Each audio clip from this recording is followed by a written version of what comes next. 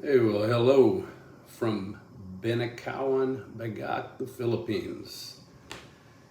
I am stationary, so maybe I'll be able to talk a little better and not say stupid things because I don't have to worry about running into something or falling over. So, I I was gonna this cost video. I've gotten a lot of comments asking about the cost, so I'm just gonna throw it out there. I've went through all my receipts as far as land and fence and darn it, I was gonna measure the fence. I don't have nothing that tells me how long the fence is or how much fence I put in. I couldn't find it. I got the receipts, but it actually goes into like a engineering drawing of the type of rebar and where the rebar is placed, footers, how deep they're going, all this stuff, but it doesn't say how much. So I might leave that out until I can get outside. I know there's between every pylon or post is 3 meters. So I can run around the yard and figure that up later, or I can just add it in. The only way I know how to edit is do a voiceover. So I might add it right here. The fence is approximately 372 feet. Now you know. Long. So, yeah, I'm just gonna go. I can probably only go about 20 minutes a shot, or else my phone will not allow me to upload it. So I might have to do this in a couple parts. So I figured the best place to start would be the land. And we're in Luzon. And we're about 30 minutes away from Bagac City, which is the capital of Bataan, which is the region. So Luzon is the island where Manila's at, Clark Air Force Base, Subic, that's all in Luzon.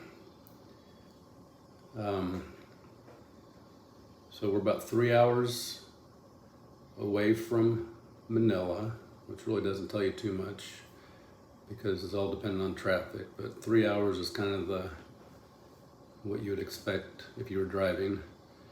We're about an hour and a half away from Clark and about an hour and a half away from Subic. So, and I love Clark. I kind of wish we would have built a house in Clark, but maybe in the future. So, we're in Bagac. Bagac is the region. It gets confusing. It goes, the island is Luzon. The region is Bataan. Then basically the city is Bagac. And the barangay, which is the town, is Binacawan. So my daughter, Diana's daughter, my stepdaughter, worked at a resort here in Bagac on the ocean. And a couple years ago, before the pandemic, we visited, drove up through here, and it is just, I thought, amazing. It's just so beautiful. It's up in the hills, nice breeze. The air seems like it's cleaner. Driving on the highway, it's like you're just driving through the jungle, like a 15, 20 foot road is just cut out of the jungle and you're driving through it. There's trees. It's almost dark, midday sometimes. In places. Then you pop out and then you're in another barangay. It's along the highway, so people, live on the highway. There's businesses, fruit vendors, or small restaurants are all, along the side of the road. You got many schools, high schools, elementary schools. So there's kids in the morning. They all walk right along. There's no sidewalks. So everybody just walks along the side of the highway. You don't go fast. I mean, I don't. People do. But it's just a nice place. This area where we're at, I can be looking at the ocean in under 5 minutes. And it's probably coming down off the hill another 10 to get to where the resorts are at. And with that, resort in the Philippines. My definition in my mind of resort is something like the Wynn in Las Vegas, or some of the nicer, some of the nice casinos there around Phoenix, where you got just, to the nines, 5-star dining, 5-star rooms, that's what I think of a resort. Here, the definition of resort's a little looser. We're actually, I'm gonna get into that, we're actually wanting to build a resort behind our house. That's why we bought this land. But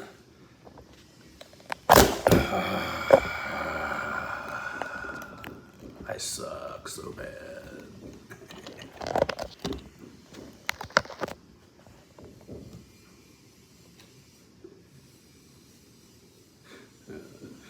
Sorry. If you're expecting anything professional here, you may as well just go ahead and bug out now, because I can't even get the dang tripod to sit still, not lean over. But anyway, I'm in my newly filled den. This used to be a bedroom. The other day my wife had a good point. It's an itty bitty room. It's like a closet. So it did make for a good bedroom anyway. Plus, if you have people over, they can be downstairs. There's a bathroom, kitchen, front room down there. It's just more hospitable for other people who visit. Probably they'll be more comfortable than hearing me snore down the hall. And plus, I think Diana just likes the idea better of the guests are not right up here with us and Danielle. So, yeah, my tripod fell over when I was jacking with it. Sorry. I really figured that my wife's phone call was going to be the first reason why I would have to pause. But I'll press on. So anyway, I fell in love with this area, which is, I just thought it was beautiful. And it's only 30 minutes away from Diana's parents, brothers, sisters, all the hospitals. Unfortunately, Diana was diagnosed with breast cancer right as the pandemic was beginning, and went through a double mastectomy, chemotherapy, all during the pandemic. So very important to have her close to where her doctors are at.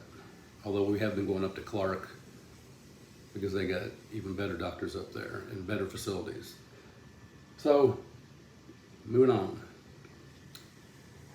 So I wanted to be close, but still be able to not live in Bagac City. Bagac City's nice, it's just too crowded for me. It is. Bagac City is the capital of Bataan. Told you, be back few. Well, all right, I'm back. Like I say, I'm not into editing and all this stuff, so when something happens, I gotta stop, I'll stop. But like I said, I like the area, and really, for many reasons, the ocean's close, her family's close, her hospital and her doctors are close, within 30 minutes, and our other house is 30 minutes away too. So for all those reasons, this was a really nice place. I'm sure there's other places that would fall into that category, but here we are. So first off, I was in the United States when we purchased this land. We went shopping for land. You don't just call up a realtor here in the Philippines. I searched on the internet. I couldn't find nobody, or nobody called me back. We drove to Bagac, went to a gas station, asked the gas station attendant if she knew where realtors were at. Did not, but she knew somebody that she thought knew somebody that was a realtor. So she told us where they were at. So we drove through the town of Bagac to a water station and started asking where this person who might know a realtor was at. And my wife, I say we, my wife did. Out here in the province, there's not as many people that speak English as in the bigger towns. So my wife found these people. These people called their friend that was a realtor, and we arranged a rendezvous at the elementary school in Bagac. He was on a scooter, so we went up there, we met him, talked for a few minutes, and he knew of a couple pieces of land. So we went and looked at the first place, which was right off the National Highway, which Diane actually wanted and said she wanted a place right off the highway because all she thinks about is starting a business, trying to make money, gotta get business, do a store, do a resort, on and on, restaurant, but she wanted to be on the highway. So this place was on the highway. I believe it was like 2,300 square meters. And they wanted 4,000 pesos per meter. 4,000 seemed very expensive, or is expensive. So when we heard 4,000, it's like, never mind. And plus, I pointed out to her that, we got a 6-year-old kid. You don't need to be walking on the highway. There's no like I said, there's no sidewalks. People walk on the highway when it's raining, especially. So you got your lane, person walking, and dump trucks going this way. So yeah, it's not real. I didn't think it would be safe. So she agreed. So he took us down and looked at this property. We looked at it, and we also heard of a couple that were selling another piece of land. I take it back. We looked at another place that was under development, and it's called San Antonio, which is a little closer to Blanca City. And we found that on our own.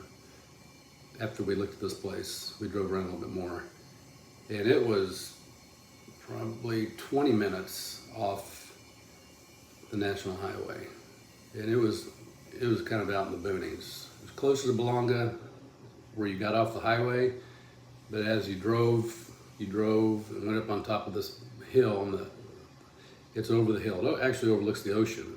It's pretty cool, way out there. And they are years from being anywhere close to even have the infrastructure in. So the terms were good. The price wasn't bad. Pardon me, I forget what the prices were, but they weren't that bad. We were probably going to buy a couple, at least 2 lots, adjoining lots, and put our house on. But it was just too far out. I mean, it'd be a heck to drive. It's bad enough driving around here in the dark on the highway, let alone driving on a side road for 20 minutes. So we didn't really get too serious about that. We looked at it, we looked around. But Diana's like, nah, it's too far out. So then we went and looked at a place. We heard of a couple that was selling a lot here in Bagac. They had a restaurant, so we went there, met them, and they took us to this lot. It was 40 minutes south, still Bagac. There's a 40-minute drive south of where we are right now, along the ocean, heading towards Maribel's. So as we were driving, I'm thinking to myself, nah, that's a long ways. So we went and looked at it. Just give you, I got numbers on this one, so just give you an idea. So the first one was on the highway, 4,000 K per square meter, or 4K, excuse me, 4K per square meter. Pesos, 4,000 pesos per square meter. This lot was about 400 meters off of the national highway, and it was a hectare, huge, 10,000 square meters, huge. It was fenced on all three sides. The front wasn't fenced, it's partially fenced. Huge, beautiful trees. It was flat. It was just very, very nice.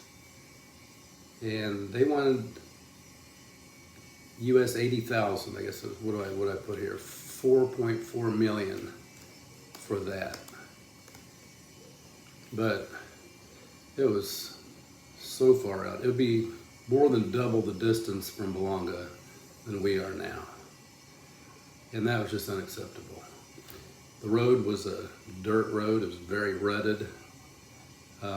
You would have to have a four-wheel drive in rainy season. There was no water, no electrical. Like I say, it was a beautiful piece of land. Just wasn't what we were looking for. And yeah, it was 440 pesos per square meter. So went from 4,000 to 400. And I am sure there are lots all in between. No doubt about it.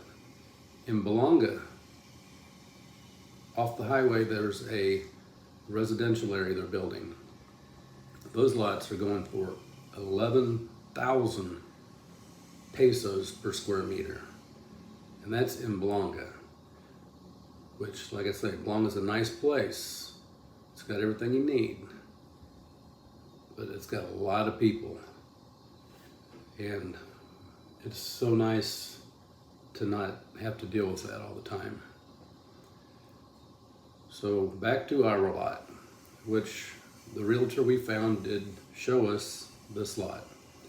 And we met the owner out here, and our lot is 2,750 square meters. It had a 8 by 8 meter shell of a house that he was building for his daughter. His daughter was building it one time and they stopped construction. So the walls were up, they were pretty high. They were probably 15-foot high walls. And there was a bedroom wall and a wall where they were going to put an island in the kitchen. And there was another bedroom wall. You see where the bathroom was going to go. They had the windows and the doors laid out. And that was an extra 4,000 US dollars, roughly 4,000 based on the exchange rate.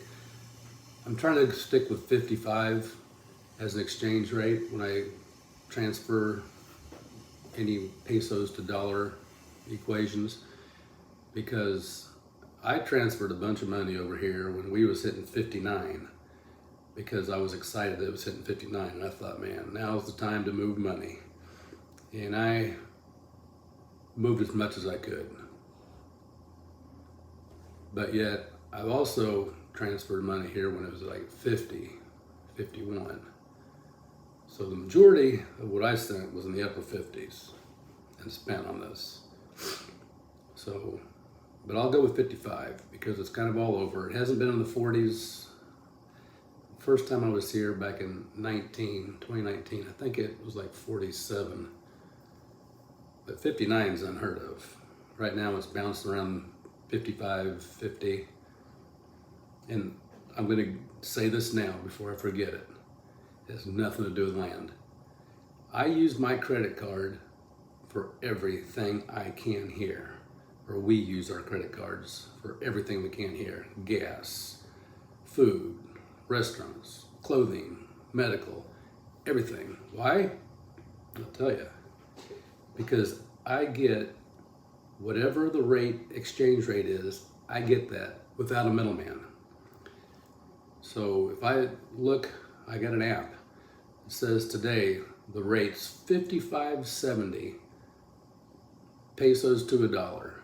If I go to my bank, I'll be lucky if I get 55. If I go to Western Union, there ain't no way I'm getting 55, because the middleman's got to have his hands in it, so they take their money. But use your credit card, at least my credit card. I got an American Express and I got a Visa, and both of them, within a couple hours of my transaction, if I buy gas, 3,800 pesos, I can look at my app, boom, it'll say, I don't know, $42. And then I'll have in parentheses, 38 pesos. And you can do the conversion and boom, it's right on. So that's something to think about. And American Express is not accepted everywhere. So that's why I got the Visa back up. All right, I just had to put that in. Like I say, the only reason I'm doing this is to help people. Try to help. I hope I don't confuse anybody. But I'm just trying to help. So back to the land. 2,750 square meters with a 8 by 8 meter shell of a house on it. And I don't say 8 by 8 square meters because the dang thing was cattywampus, 14 inches off. We found out later. But anyway, I could have tore it down, started over, but yeah, I live with it. You can see it in parts of the house. You just look at it and go, wow. But you know what? It is what it is. It doesn't affect anything except for, just visually. So, back to the land. This was one of 9 properties on a mother title, which I didn't know what a mother title was. I don't do a lot of research. I'm sorry. And it causes a lot of stress. So a mother title is when, so the parents, for example, when the parents die, they give their 9 kids each a piece of land in the will. So now you have this title that has all this land on it, but yet each kid has got their land carved out and they can sell it. So in order to get a clear title, you can't just do one clear title. You can't just pull that one off and just have it. You have to get everybody together, get the money together to chop this dude up 9 ways and get a title for each one. That's my understanding. I'm not a lawyer. So that's what had to take place. Now on top of that, this lot was actually chopped in 2. There's 4,000 square meters behind us that we could have also bought. I don't need that much land. It's on the other side of a creek and it's really out there. I don't even know what I'd do with that much land. So anyway, back to the mother title. So we had to get, or we didn't, we expected the owner. I said, you're gonna have to, get us a title here pretty quick if we're gonna think about buying this land. He's like, oh yeah, we're working on it. So he wanted 2,500 pesos per square meter. And 4,000 for the house. This lot is 300 meters off the highway. My wife wanted to build a resort, and she wants to build it behind us. We got 427 houses are going to be built next to us. So this lot for what we wanted was perfect. So I told him, I can't buy the lot. I can't give you the money if we don't have a title. So we came up with an agreement. Now, I'm dumb, naive, from the U.S., used to everything the U.S. does, all the protections. And I also didn't do enough research and watch boring videos like this to learn things. I hope you're learning something.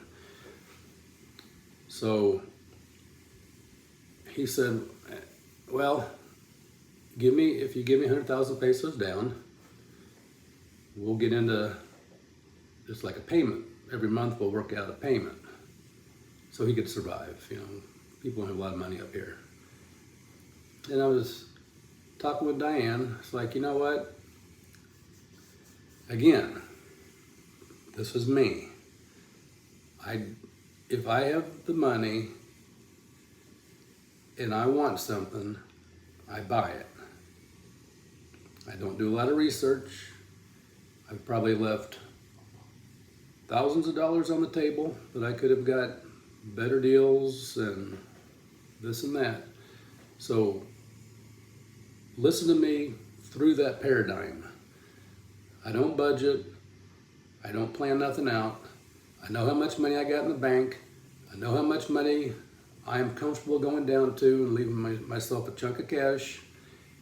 So I buy until I must stop buying. I could afford this lot. Matter of fact, this wasn't planned. I kind of plan to do something like this with my 401k anyway when I retire, just pay my house off. And I've worked with a financial advisor. This is the number you need to have, okay, to retire. I'm there, I got that. Pressed on for another year. I got some extra. And I was able to take the money out for the property. Kind of got a little more than I expected because I forgot to take the dang tax out immediately. So anyway, I bought the land. I told him, okay, because I was going to make a down payment, which came off the total. We agreed to pay 60,000 pesos, that's $1,200 at 50 to 1. And that was the deal. I told him I'm going to retire in April 2024. At that time, I will get the remainder money out of my 401k and I will pay you off, but I cannot get that money until then. So with that agreement, I felt comfortable paying $2,500 per square meter. Now, to this day, Diana reminds me that she could have got it cheaper. That I didn't allow her to talk him down, and she's right. In hindsight, she's right. At the time, I'm like, look, man, this guy's gonna let me start building on this property. I'm basically renting it from him. Start building it. I can build on the property. I needed to get a roof on that original 8x8 house because the rebar was exposed. So that was my first thing I was gonna have to do. So with that agreement, 100,000 pesos down, 60,000 pesos a month till April 2024, we pressed forward, 0 interest, and every time I paid him something, it came off. You know, we got receipts. I do got receipts for that. We got receipts all the way down. I felt very comfortable with it. It was within what I was planning on spending, and I wasn't getting dinged with any kind of interest. And it would pay it all off in April 2024. So we went ahead, put the roof on the original house. We bought it. Put the roof on the original house. Then we went ahead and completed the inside of the original part of the house, and then we built our extension.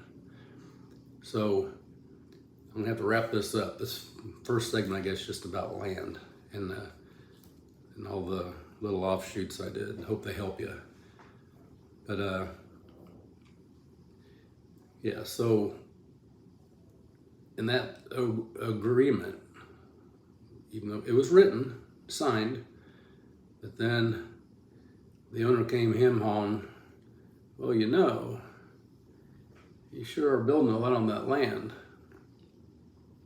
How about you give me, I think he wanted $25,000. I'm not gonna do the calculation right now, but it equaled 25,000 US dollars. And I was like, nope, I ain't giving it to you. So we went not round and round, but we discussed it, talked to our engineer, and it's like, if I got it, we'll send it on over. You got a little money here and you got money there, but it's all your money, so it's just really one big pile. Okay, phone call number 2. I will get back. So that was the arrangement. 60,000 pesos per month until April 2024. But like I said, he wanted more money. I didn't want to give it to him. We talked about it, and it's like I say, it's all one big pot. So I said, okay. Gave him 25,000. That lasted about 2 months. Then he came to us because we were already starting the extension now. Then he came to us and said, hey, I still don't have a title. We held, this was Diana's idea, we held the deed to the house he lives in now. She said, you give us that for collateral. So we did. I don't know what good it would have done, but we had that. So then he came up with this 50%. Because we was already starting the extension. He's like, look, it's a good move. He knew we're spending money here, we're getting in deep. So he's like, look, it's standard that when you buy property, 50%, people pay 50% down, which it is, but that's a bigger chunk of change. Because we're talking for the land and this house, or the little shack that was on it, $129,182. I think that was based off of 55. It's easy math. 2,750 square meters times 2,500 pesos. So it's like 7.105 million for the land, which is a lot. When you see people out here buying big huge lots for a lot cheaper, but it's a big lot. Standards here, it's a big lot. It's big enough, plenty big enough for me. It's probably too big for us, but it's like a sixth of an acre. So a little over half acre. So if you do that math, you think, good Lord, that's a $230,000 an acre hunk of land. That must be golden on the ocean or something. Nah, you buy something on the ocean, at least around here, it's way up there. Way over 10,000 square meter. From what I know. I haven't went out looking at any because I don't want to live by the ocean. I never did. I don't want to live by the ocean. I'd like to have a rental property by the ocean or buy some land by the ocean to go visit. But no way do I want to live on the water. It's pretty, but for every thing in the good column, I can think of 2 to put in the bad column, living on the ocean. So that's it. I didn't want to live there.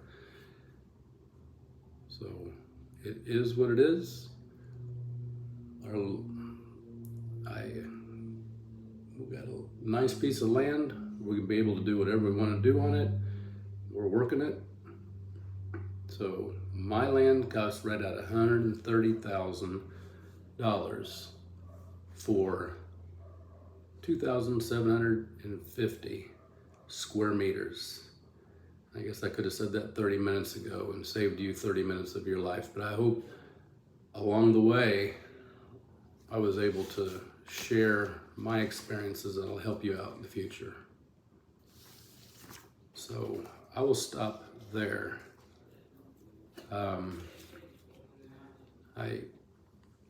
I'm pretty much captive in this house today because they've got both the doors off, and I ain't leaving with the doors off the house.